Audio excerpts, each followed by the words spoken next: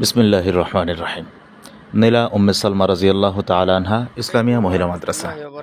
মা জাতি নারীদের মাঝে ইসলামের শিক্ষার আলো ছড়িয়ে দিতে অনন্য এক দিন শিক্ষা প্রতিষ্ঠান টেকনাফের নীলা ইউনিয়নে প্রতিষ্ঠিত এই নীলা উম্মে সালমা রাদিয়াল্লাহু তাআলা আনহা ইসলামিয়া মহিলা মাদ্রাসা বাংলাদেশ কক্সবাজার নীলা পশ্চিম শিকদারপাড়া 1447 হিজরি 2025 মিলাদি।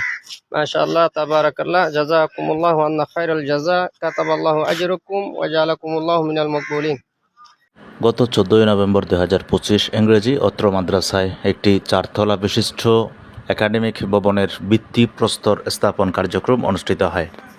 উক্ত ভিত্তিপ্রস্তর স্থাপন অনুষ্ঠানে প্রধান অতিথি হিসেবে উপস্থিত ছিলেন আঞ্জুমানে ইত্তেহাদুল মাদারিসের সম্মানিত মহাসচিব জনাব হযরত মাওলানা উবাইদুল্লাহ হামজা সাহেব বারাকাল্লাহু ফি হায়াতিহি।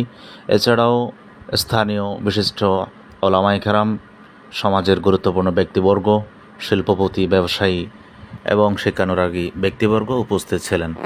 প্রধান অতিথি আল্লামা উবাইদুল্লাহ হামজা বলেন, একটি আদর্শ জাতি পাওয়ার পূর্বশর্ত হচ্ছে দিন শিক্ষায় শিক্ষিত আদর্শবান একজন মা। এমন মাই গড়ে তুলছে নীলায় প্রতিষ্ঠিত উম্মে সালমা রাদিয়াল্লাহু তাআলা আনহা মহিলা মাদ্রাসা।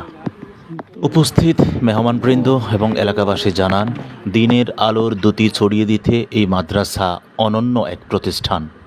মাদ্রাসা পরিচালনা কমিটির অন্যতম দায়িত্বশীল মাওলানা এনামুল হক তিনি বলেন, এতদিন জীর্ণ শীর্ণ পরিবেশে শিক্ষার্থীরা খুব কষ্ট করেই লেখাপড়া করেছে।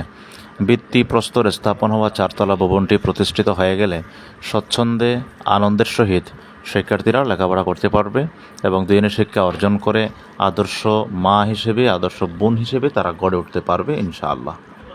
তিনি এলাকাবাসী, দেশবাসী, দেশ ও প্রবাসে যারা আছেন সকলের কাছেই অত্র প্রতিষ্ঠানের উত্তরোত্তর সমৃদ্ধি ও কল্যাণের জন্য, উন্নতির জন্য দোয়া, পরামর্শ ও আন্তরিক সহযোগিতা চেয়েছেন।